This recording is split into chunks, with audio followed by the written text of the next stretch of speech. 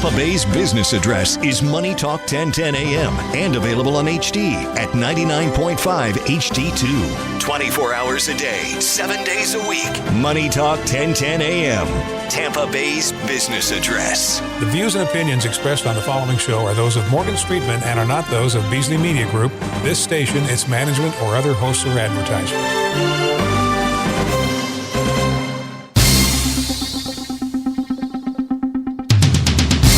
Now on Money Talk 1010 AM, it's the Morgan Streetman Show. Morgan and Roxanne Wilder are discussing everything from world, national, and local issues to information from the unknown. And since Morgan's an attorney, there'll probably be a little something from the law. Now, here are Morgan Streetman and Roxanne Wilder. Morgan, your voice is sounding like you're hanging in there. You're doing it. You're a champion. I'm a professional. What can I say? Yes, you are. He's doing it. He's done he's going to do 2 hours of radio today. Very Hour impressive. number 2. Huh, Pat George? Hour number 2. Here we go. You know what? If you guys just want to keep it going, I'll go all day. You'll show us, right? Well, you'll be back on at 5 o'clock again. Mm-hmm. Yeah, that's right, folks. If you're listening, in, you can catch us again at 5 p.m. every Monday, noon to 1 and 5 to 6. 103.1 FM, and also online, moneytalk.com. Money Talk 1010. moneytalk1010.com/listen live. Ooh, listen live. Yes. Mm-hmm. Wow, okay. I didn't even know you could put that in. I mean, I just moneytalk1010.com, and then there's a button at the top that I click to listen live. Got to say hi to Janice, one of our biggest listeners, our biggest fans. Yeah. Hi, Janice. Hello, Janice. That's my mom. Listening. Well, you've blown this. I mean, you've blown it already. We had him in the studio. Everybody knows who you're talking about, Pat George. But we have new listeners every day. I know. But she does listen all the time. And you know what? A lot of her friends listen and stuff. And so I really appreciate. I love my listeners. I appreciate the support, or I should say, our listeners. Anybody who wants to listen to anything that I've got to say, this is a person that I like. And you got to listen to you got to meet a lot of your listeners at the Sarge's party. That's true. That's true. We've had a number of parties. I mean, we're really like a little family here. And speaking of families, I've been sick, as you may have guessed. And boy, it's been one. I don't get sick very often. And it has been. I came back from vacation because I took a week off for a family vacation. And on the last couple of days of that trip, I made the fateful decision to order coleslaw with my sandwich, which turned out to be a severe mistake. And I got food poisoning, which I'm pretty sure came from the coleslaw. You identified it as a coleslaw. It was mayonnaise type stuff, right? Yeah, and there were some other, we'll just say there's circumstantial evidence that causes me to believe it was the coleslaw. And I was very ill from food poisoning. And it took me a couple of days to get over that. And then I had this thing, and I came down with it, and I think I had strep throat. It's been the worst. This is as sick as I've been in 3 or 4 years. Oh, my gosh. Yeah, I don't really get sick very often. No, you're a tough cookie. So, anyway, I'm just now getting over that. Been on the antibiotics for about 6 days, so I shouldn't be contagious. But, these health things, I tell you what, they can sneak up on you and catch you by surprise. Right. We've got... in theory, you could die from something like a strep throat. You could get pneumonia, and if your lungs can't clear and you can't get enough oxygen, you can literally suffocate. So, as tough as we are, we're also extremely fragile. And, I want to kind of mix things up and start out with our local interest story this week. And I don't know if you've seen this one, Rox, if you paid some attention to this. I have seen this. This was, a big story here over the weekend, which is basically involves tissue donation, organ donation. And are you an organ donor, by the way? I don't know if I am or not. Okay, well, if you are, it'll say it on your driver license. On your driver's license, so I'm not. Okay, and I'm not either. I am, but we talked about this on Beyond the Law this morning, and I think I want to change this. Well, you better change it now, because if you, die with organ donor on your license, your family doesn't have any say-so. Any say-so on what happens to you. And that's kind of what's happened in Tampa. And so it's the basis of a lawsuit that's been filed. I actually went online and pulled the complaint of that lawsuit. And now we have to understand these are allegations in a lawsuit. Nothing's been proved at all. But basically, Beverly Mulville, who was the wife of Duane Mulvaney, who was a longtime Clearwater Phillies catcher, and it was only 48 years old, so a young guy. Well, you know who another Phillies catcher who died rather recently, who passed away, was Darren Dalton. And he died, he had brain tumors, but he died fairly young too, and he was also a Phillies catcher. Yeah, he used to live down the street from me. But anyway, Beverly Mulville's husband, Duane, passed away rather suddenly, and they didn't know why, and she wanted to have an autopsy done to see was there something wrong with his heart or something, that might affect his children. And so as she's driving back from Georgia, where she was, to come back to the hospital, she's basically being pestered, she claims, by these LifeLink folks. And LifeLink's a company here in Tampa that does tissue donation.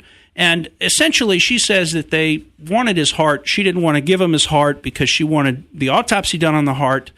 They asked then, could they have his corneas? She said, okay, you can have his corneas. They flew the body up to Atlanta, took the heart, and flew it back, and never told her. The corneas I don't know if they took the corneas or not. That's not in the story. But the important point is that they took the heart. Right. That was what she didn't want him to take. And then, so actually, no one ever told her until the funeral director said, ma'am, do you know that your husband's body is missing its heart? I mean, that's pretty egregious, I think. But according to the law, once you've made that election to be an organ donor, that election upon your death is set in stone, and there's nothing that your family can effectively do to stop it. And as LifeLink indicates, they're well within their rights, essentially, to take the organs at that point. So, well, that's good information on both sides. I do want to mention, I've talked to some people from LifeLink before, and what they do in providing organs to people who are dying and who need them is pretty amazing when they're able to save someone's lives. And I've talked to the people on the other side of things who are so happy, who tell the stories of, oh my gosh, my husband died, but I was able to have his heart in this person and his, all these ways that they're giving back. So there's a good side to it as well. But it's just the knowledge of, hey, you might not have a say if that's the designation. Yeah, I'm not trying to make a statement one way or the other on organ donation. I mean, I certainly think, of course, if you die and you haven't elected to be an organ donor, of course, your next of kin, your family could elect at that point to donate your organs. Okay, so it's not like that's your only chance to make that election. You could have a separate writing off your driver license. Like, let's say you're concerned about this, but you still want to be an organ donor. Maybe you don't elect it on your driver license, but maybe you make a separate writing that you sign that elects it, and then you place that with your family member and basically say, look, it's going to be up to you when I die if you want to pull this out. If it seems like there was something wrong with the way I died, don't pull it out. If it seems like, hey, I was just in a car wreck and I just died, maybe you want to pull it out and let my organs be donated. I mean, that makes some sense to me. It's retaining the choice. I can understand how this lady feels because it's like, wait a minute, this was my husband, and I should have some say in what happens to him after his death. And a lot of us feel that way about our loved ones. What if you don't have it on your driver's license at all and you just give the permission to your wife and she makes the decision right there? No, take this, take that. It's okay. Yeah, as long as she's got the healthcare surrogate. Right. So as long as you empower somebody to make those decisions for you. Now, I think once you die, I don't know exactly how they would determine who's the decision maker there, the next of kin. But I feel pretty sure if the wife comes in, it's obvious next of kin, with assigned organ donation. I mean, I would think they would be fine with that. I mean, look, they want to get these organs and then move them into people who need them. I mean, that's, they want to receive donations. So I don't think they're going to be objecting if you come in after the fact. But look, we better get moving, or we're never going to get to anything today, actually, if we don't hurry up here. I wanted to mention something, though, before we get out of our local interest, because this kind of struck me as interesting. A man died yesterday afternoon after his car got turned over in a retention pond. But what struck me as interesting is where he was driving. He was on I-75 north of Fletcher Avenue. So he was like up in Wesley Chapel. And anyway, he apparently lost control of his car. The car went off the roadway, went under the grass shoulder, collided with a fence, and overturned into a retention pond. So you don't have to be on the Sunshine Skyway to wind up in the water, when you crash. I mean, this could happen a lot of places in Florida. I would think you'd want to have one of those little hammers so you can knock out your window in the unfortunate, occurrence that one of these things happens. Get you one of those things and keep it in your car. Now, I don't know that would have saved this man because he apparently had some pretty severe injuries from the crash.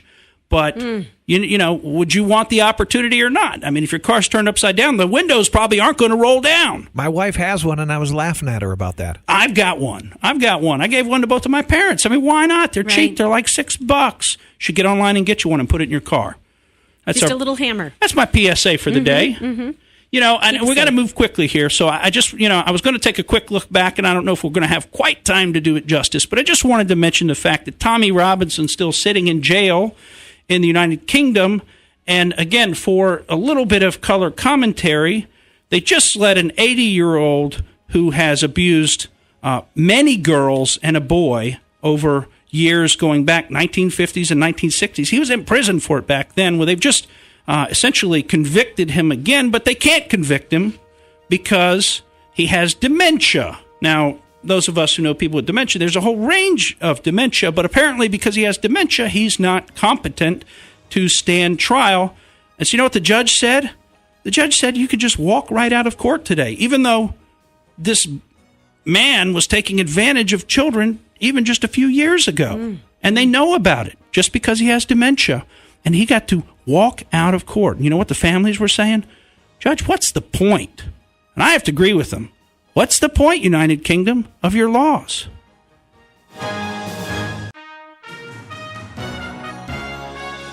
Welcome back to the Morgan Streetman Show. So much to get to today, and we're going to talk about what could happen with the Supreme Court justice. Who will Trump select? Yeah, we are going to talk about that, and we've got a really great little parody for you too later in the show. If you're interested in the immigration thing, I think you're going to want to stick around to hear that parody. We're going to do that, I think, at the end of the third segment, if we can. But, you know, I just want to keep going here just for a moment because this is not just a one-off thing with England. I mean, we've got another story, and these are stories coming out within the last 2 weeks, okay? So this is not me digging for old stuff. This is front page news in England right now. Former mayor of a town there, mayor of Godalming, I don't even know if that's the way you say it, but Godalming looks about right, has been jailed for 9 years for conducting a 3-year abusive relationship with a girl that started when she was 13. And, of course, when he was arrested, he challenged the police and said, "Don't you know who I am? I'm the mayor."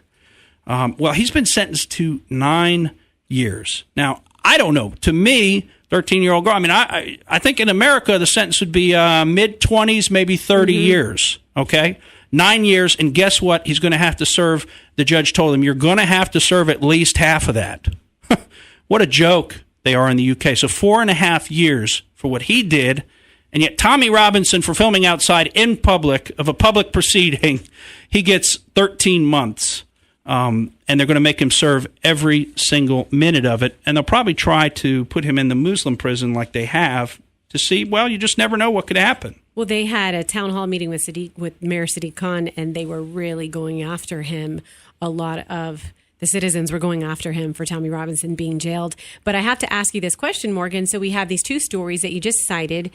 Those are both recent stories of light sentencing or no sentencing for pedophiles. Is there different? Why does that take place there? It's a great question. I do not know the answer to it. I think it takes place because the people don't stand up and demand that something different take place, which I think would be what would be happening over here. So, it's highly offensive to me that is the sentence given down for that kind of crime. And I can't explain it except to say that, Britain itself is approaching becoming a failed state, it looks like to me. Now, speaking of failed states, we just had the election down in Mexico, and we are going to get to the Supreme Court, but we just wanted to mention to folks, if you didn't catch it, because there is so much going on right now, that there was actually an election in Mexico yesterday, and Mexico elected what they're calling its first left-wing president, but I think that's probably being a little bit generous with the idea of being first. But anyway, Andres Manuel Lopez, and he goes by AMLO, won with 49% of the vote. Now, what I wanted to point out about Mexico is that Mexico is a failed state. For all those people running around waving Mexican flags and all that, you're waving the flag of a state that cannot even protect its own citizens. It cannot provide the most basic thing that a government does, which is protection of the citizenry, both through national defense and through law enforcement police powers. The Mexican state can't do that. In fact, they can't even protect their political candidates. Do you know that during this election, over 130 political candidates were assassinated? Can you even imagine? Can you imagine if that was going on here? 130 candidates assassinated? I was shocked by that. Right, 500 plus people were harmed or because that were just related to them. Because Mexico is a failed state. They do not have an operating government that can protect the people. They can't even protect the ones that are on TV, the politicians and stuff that people might look to. Now imagine, if they can't protect the politicians, imagine about some poor people in some village somewhere and nobody even knows their name. You're never even going to hear about them when they get rounded up by the cartel and beheaded. We might hear the news story that 50 heads were dumped in the town square on Friday, and we've heard that, half a dozen times since we've been on the air, over 3 years. This happens all the time down there. Widespread murders and violence. And if the government cannot maintain order, and understand the Mexican government essentially only operates inside of Mexico City, that's it. They control that city, and that's it. The rest of the country is wildlands. You tell me, is that a state whose flag is worth flying around and being proud of? Or is that a failed state? We got so many people wanting to turn the American flag upside down and put the Mexican flag up above it. But you know what? We have a state that works, and it's done a lot of good all over the world for many years. And Mexico is a failed state. So, who wants to go to Cancun? Well, point is, do you want us to turn into a failed state? And I think when you're talking about the commies, the answer is obviously yes. They obviously want to bring down the U.S. Now, let's talk about the Supreme Court a little bit, because this is going to, by the time we get to next week's show, we will probably know who the nominee is going to be. Now, of course, the nominee is going to have to go through a Senate confirmation process where they provide advice and consent to the president, essentially confirming his nominee, and I do expect that's going to be a bruising battle. And one of the key battle points that the liberals are laying out is the idea that the conservatives want to overturn Roe v. Wade. And frankly, that's probably true. Is that going to happen or not? I don't know. There's a lot more there if you actually care about the issue, and I know we're beyond that in this country. We're beyond facts, and we're beyond analysis, and we're beyond logic. And now we're strictly just emotion and snap judgments, whatever I think, and then on to the next sensory experience that I want to have with my little device, right? That's where we're at. We don't want to actually think about things like the fact that a human child, before you even know you're pregnant, already has a heart and a heartbeat. Now, we didn't know that when Roe was decided. There was a lot of facts that we didn't know when the Roe decision was decided. It was bad science, frankly. So, I'm just saying that murder is wrong. We can all agree on that. And a lot of us think that when you abort a child, you have murdered that child. I personally don't see any other way to look at it. Now, I don't want to be coming down on those people like murderers, but I am totally on board with major limitations on abortions, particularly late-term ones, like the partial birth abortions and things like that. To me, that is a real tragedy in our country that we've allowed about 60 million children to be killed in that way. I think it's terrible. And I think, look, you don't want to have a child? There's a much easier solution for that than getting an abortion after the fact, okay? Use protection, okay? A lot of people don't do that. What do you think happens when you don't do that and you still do the adult, horizontal dancing stuff? What do you think happens? It shouldn't catch you by surprise, people. So I find it offensive that that's used as a form of birth control. I don't think it would be a bad thing if Roe was looked at again. And we may yet see that. But I think that they're going to try to avoid the issue in picking their nomination. Sorry for going on a little Roe rant there, everybody.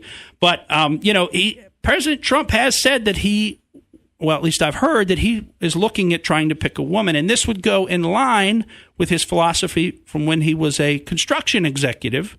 He liked to empower women at that time. And you can look at some of the people that he's chosen to be around him. So I've taken a look at the Supreme Court nominees, and I've been through a lot of them. And I'll tell you, the favorite in terms of what the Washington Intelligentsia is saying is Amy Coney Barrett, Court of Appeals judge from the 7th Circuit. I'd say the National Review is pushing her pretty heavily. I was reading some articles from them. There's a lot coming out about that. Bill Kristol's behind her 100%. She's about 46 years old, born in New Orleans, was former clerk to Justice Scalia. Wow. Yeah, so I mean, she's got some bona fides. So her age puts her where Trump wants someone who will be there. That's what they say. Mm-hmm. It does that, but I don't know that he's going to go with that on this pick, because I think he wants it to go through quickly and easily, and particularly if he, gets somebody in there that is well respected by, or at least somewhat respected by both sides. I think it increases the likelihood that he gets another pick. Mm-hmm. So I think he's not. I may be totally wrong here. I think he's not going to pick somebody who's too obviously, partisan or even too young, because you're going to need that career behind him to support it. Our Charles Kennedy, Chief Justice now, I think he just took the Chief Justiceship yesterday, of the Florida Supreme Court, is a great jurist. He would be a great one, but of course he's getting up to be, in his, looks like mid-60s. So I think he's probably maybe getting a little bit too old for Trump's pick, because these guys are going to retire right around 80. That's the standard, thought process. So I actually think there's a choice coming out of, and if you're interested in this, we covered a lot of this in Wide Open, but coming out of Wisconsin, she sits on the U.S. Court of Appeals for the 7th Circuit, and that's Diane Sykes, and she's in her early 60s, so that gives her about 20 years on the court potentially. Now, the reason I want to point this out is she was previously confirmed by the Senate to her position currently by a vote of 70 to 27, and this happened back in 2004. So a lot of the other nominees that are being talked about all went through bruising confirmation fights where they barely passed. One other thing that President said is he wants to pick someone similar to Neil Gorsuch. So that's just something else to keep in mind. Well, there you go. So we will see what happens. I mean, there's plenty of good choices on his list of 25, and we should know by next Monday which one he chose. If he was asking me personally, I'd say pick Mike Lee of Utah. He would be fantastic. We'll be right back on the Morgan Streetman Show. Welcome back to the Morgan Streetman Show. I'm Roxanne Wilder. Pat George is with us as always. If you want to be a part of the show, give us a call, 888-404-1010. We've been buzzing through topics like usual and moving along to Rod Rosenstein.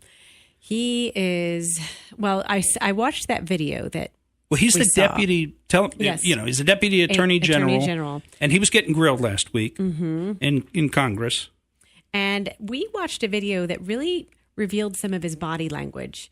It's worth going and finding it online. And the woman who does these videos where she talks about body language that's being exhibited by people in court cases or on television or in interviews, she's really good. She breaks it down point by point, and you can kind of see what she's talking about because she knows how to say, oh, look, their eyes are looking this way. They're accessing this part of their brain, or, the movement in their neck or whatever. She really breaks it down, and she had a lot to say about his. Yeah. And you know her name, by the way? I don't know it offhand, but anyway, she's got a website. We should probably tell folks the website so they can go out and check it out for themselves. Bombardsbodylanguage.com. But the thing about it is that, I don't know if she's 100% on it. I know no body language tells are 100% accurate except for one, which is according to FBI body language expert here locally. There's one tell that's like 100% accurate. Everything else has to be interpreted in context.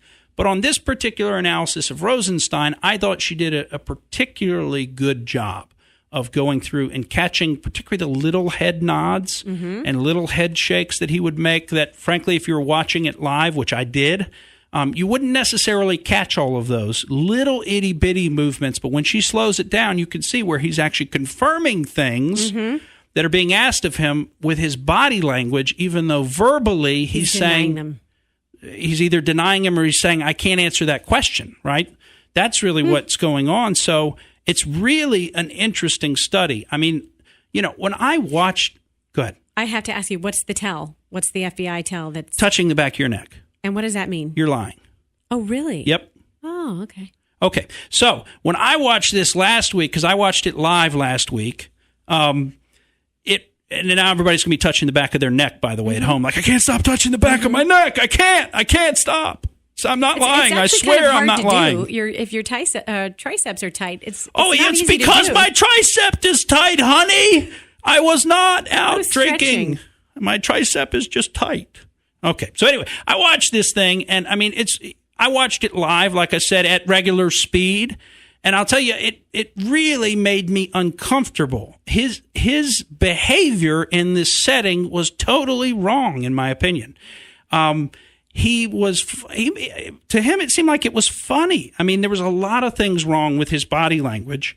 And it just put me ill at ease, and it made me think there's something seriously wrong with this guy, the positions he's taking. He's being deceptive or something. There's major things going on deep inside of him psychologically that are manifesting in these in inappropriate behavior in this particular setting. And one of the behaviors that I thought was so inappropriate was all the laughing. I mean, it was like a laugh fest. He thought every question was funny. He couldn't help smiling, his big old smiles, smirking at everybody. Another thing that he did throughout, and I mean, I'd encourage you to go out and watch his testimony or watch this body language analysis, which, like you said, it cuts it down about 1 hour total. So it's very something you can get through at least in an hour and not have to watch the entire full day of hearings. Which I did do last week. Did you really? Yeah, I did. Absolutely. I was sick, so I really didn't have anything else to do. And that was on, and it was fascinating, and I was just watching it. Again, he put me very ill at ease. There's a lot of eye rolling that he did, and she's great at catching some of that, and you can see when you really slow it down. He rolls his eyes at the Republican questioners all the time. All the time in his testimony. They're supposed to be his boss. I mean, don't you get... I know that the millennials today, they all have this different thing. The boss has to... Really, the boss works for you, essentially, and that's the new way. But, you know, I would like to see somebody, when they get called into their boss's office to get chewed out, that they actually look like they're sorry and that they want to fix things. I mean, to me, that's just a real basic thing that I'd like to see, and you didn't see that in Rosenstein. He was very...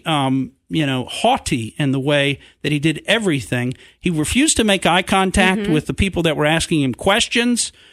He refused to even look or turn towards people when they were asking him questions, like Trey Gowdy and others, which, is just disrespectful. I mean, I don't suppose you have to turn and look at him. But I think what he didn't show any contrition or respect. That's right. And I think what he's trying to do is place himself above them in authority. Even though they're his bosses, he's basically trying to come in here and say, I don't answer to you, Congress. And that's essentially what he said. I kind of went on a roll because, I mean, this guy, Rod Rosenstein, is a sanctimonious, scornful, smug, smarmy, smirking, sneering, sniveling, supercilious, insincere, ran out of S's there, insincere, imperious, butt-cheek bouncing, conceited, coy, and condescending jerk. And if you watch that, you tell me which one of those doesn't apply, because every single one of those sums up how he behaved during congressional testimony, and he should have been embarrassed about his behavior, in my opinion. Go out there and watch it.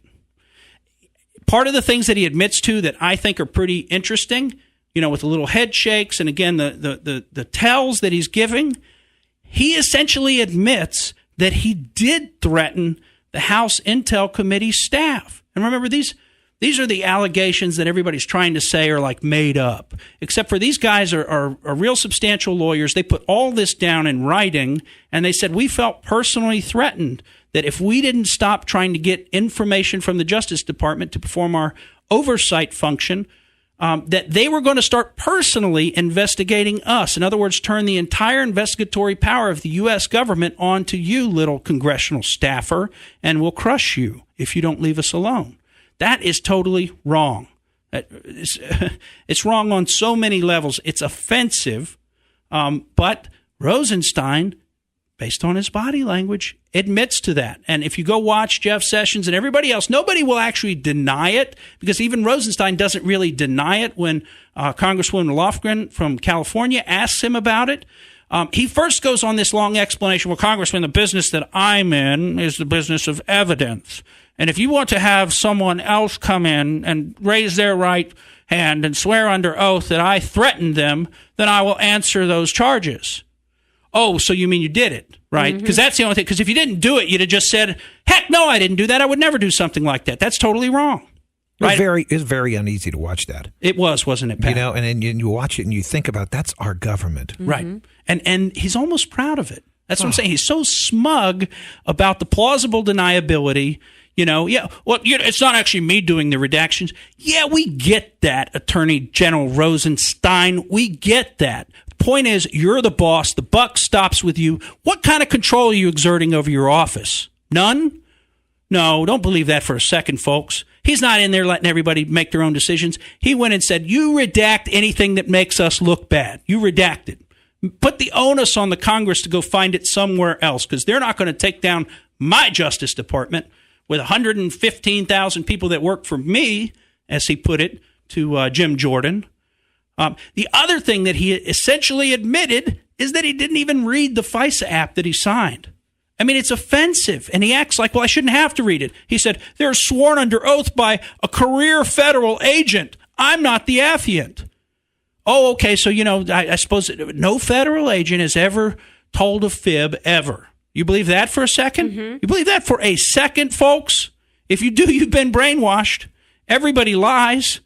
Everybody lies. It's just a matter of how much, okay? But I don't think he can very well now pass the buck back to the FBI if he's the guy who's supposed to actually sign it. Be like, well, I'm not the affiant, so I just rubber stamp those things. I mean, isn't that what he's saying? Guys, why are you mad at me? I don't have time in the morning. I'm enjoying my cappuccino. I want to talk to Andy. I want to talk to Jimmy. And I just don't have time to go through all these FISA apps. So look, he said it was good. I'm just going to sign off on it. And the other thing that I thought that was really damning was that he admitted, essentially through his body language, that the intelligence operation against Donald Trump started before July of 2016. Prior to him being elected. Well, yeah. Well, no, prior to July of 2016, which was the earliest time that they said it had possibly taken place, remember? So, and what's going to happen, it's going to come out that Stefan Halper and some of these others were actually already conducting an intelligence operation against an American citizen who was running for president. This is highly illegal without an investigation being opened up. Woo! I don't even know what that was. Hey, you know, you got this. I got to get to this because we got this song. I got to get to it. I think it's hilarious. And, you know, we just had this, Alexia from the Bronx, Ocasio-Cortez lady, the Democrat Socialist of America, commie. We just had her elected. And, you know, there's all this scuttlebutt. And she says, abolish ICE.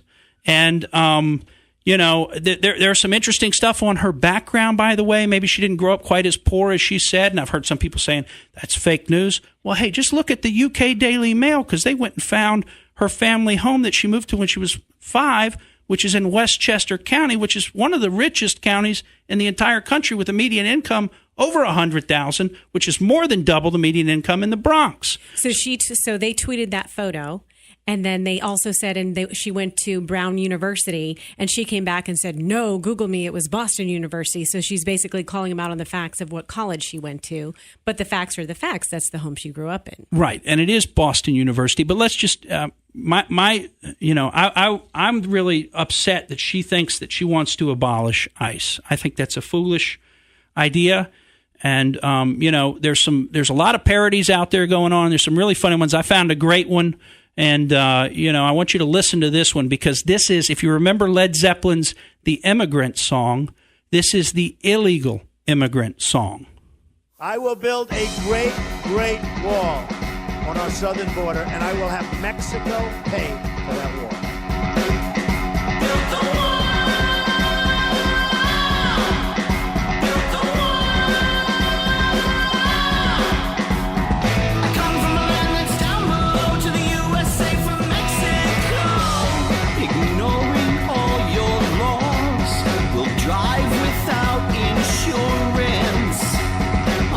Rewards, I am relying.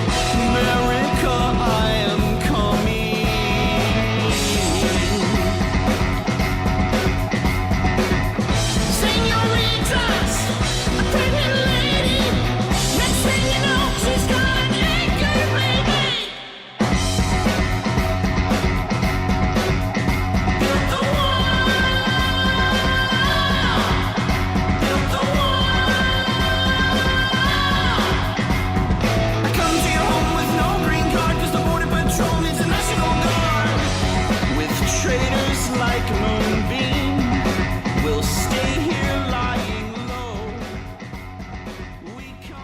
Wrong.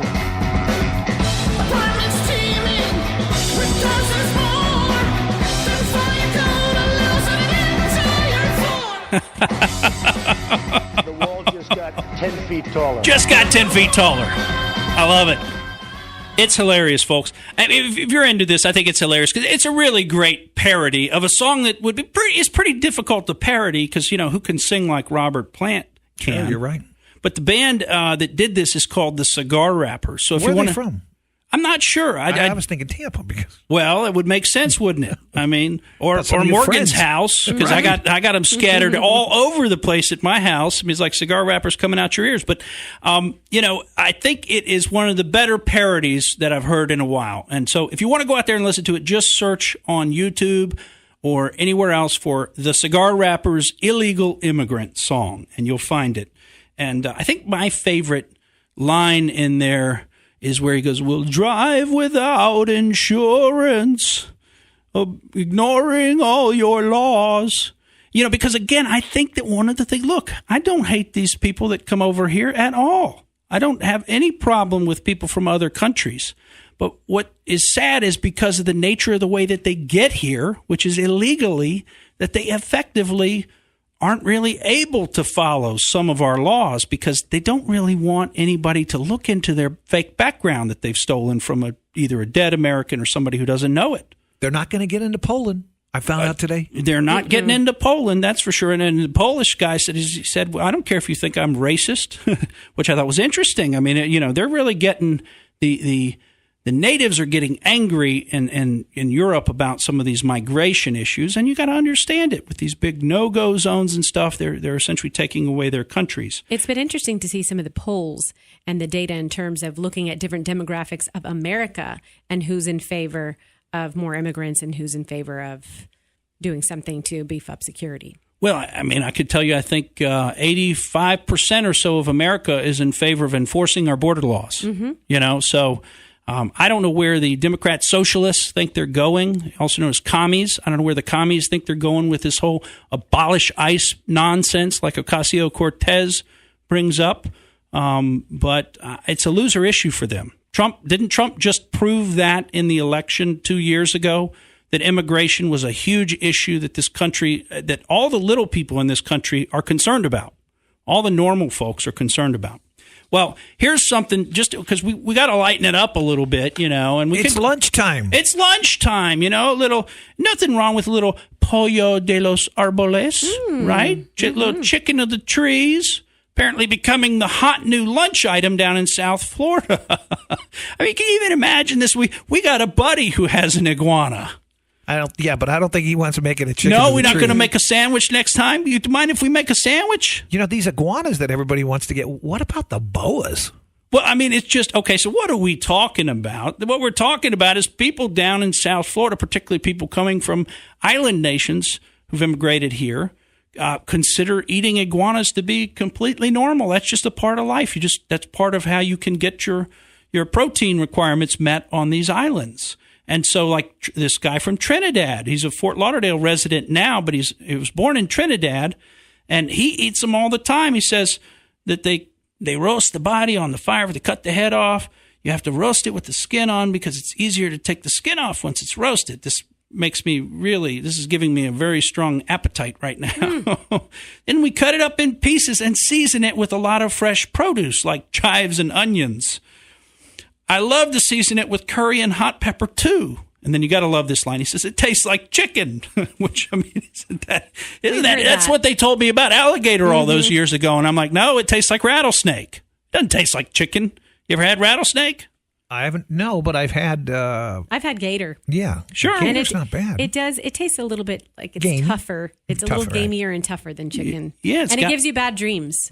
Anytime I've eaten alligator, I've eaten it twice and had really bad dreams both times. Now that's really interesting right there. We could go a lot of places with that. This is becoming big business, though. And as you could imagine, these folks that are coming to this country from other countries where they have different cultures and foods, they want to get some of what they remember from back home. So there's actually businesses that specialize in this type of food. There's one out in California called Exotic Meat Markets. And the guy that runs that says he imports 10,000 pounds of iguana from Florida every single month. Mm-hmm. He also sells, interestingly, and one would wonder if there's such things, but he also sells lion steak. Okay, I'm questioning whether it's real lion, by the way. That may be panther steak. He sells raccoon sausages, but he says he's making iguana sausages, hot dogs, and iguana burgers, and that the industry is really growing. Now, I found it very interesting, and Pat, this might catch your ear here. Do you know what he's selling the meat for? Like $60 a pound. Sure. Boneless. Because it has that word exotic. Ho, ho, ho, ho, ho. So, I mean, I'm just seeing, now every time I see an iguana, I'm seeing dollar signs, all right? Now, he claims his facility where he processes these is approved by the FDA. I'm going to go out on a limb and suggest that that's possibly a little bit of hyperbole or overstatement on his part. But, we do want to point out here in Florida, a guy who runs All American Gator, talks about this. He says, look, I capture over 1,000 of these little iguanas a month, and I'm looking for something to do with them. He says, I feed some of them to my gators, which, it got its own issues there. A little bit of cannibalism going on in the reptile family. But he feeds some of them to his gators, and others he makes their skin into wallets. But he's looking to export as well. And it's like he said, when I first started selling alligator, people would say, who in the world would eat alligator? And now I sell 80,000 pounds of alligator every year. So this could be, if you're another looking delicacy. for... Yeah, it's a delicacy, and it's also an industry. We need to get us an iguana farm. Would you try it? No. Roxanne? No. Well, I guess, look, guys, if we want to start an iguana farm together, I'd try it before we started selling it to other people one time, maybe.